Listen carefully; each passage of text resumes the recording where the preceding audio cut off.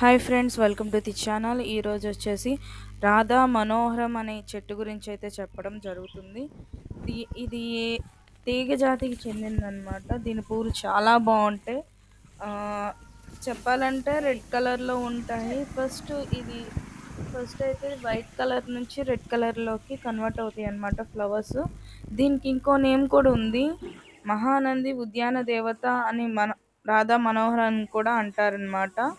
So ఇంకొక పేరు కూడా ఉంది, రంగున్ లత, కంబ్రేటియం ఇండికమ్ అని కూడా అంటారు. సో దీనివల్ల చాలా ఉపయోగాలు అయితే ఉన్నాయి. ఈ ఫ్లవర్స్ ఏంటంటే చాలా సువాసన కూడా యూజ్ చేస్తారు, కొందరు పర్ఫ్యూమ్లో కూడా యూజ్ చేస్తారు.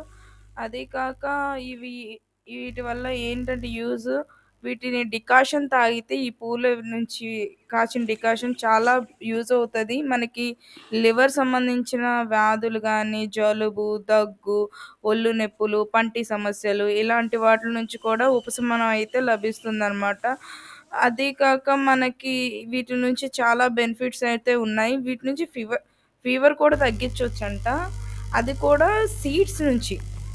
సో ఇది చాలా మంచి వృక్షం అని చెప్పొచ్చు, అందుకే రాధా మనోహర్ అని పెట్టి ఉంటారు.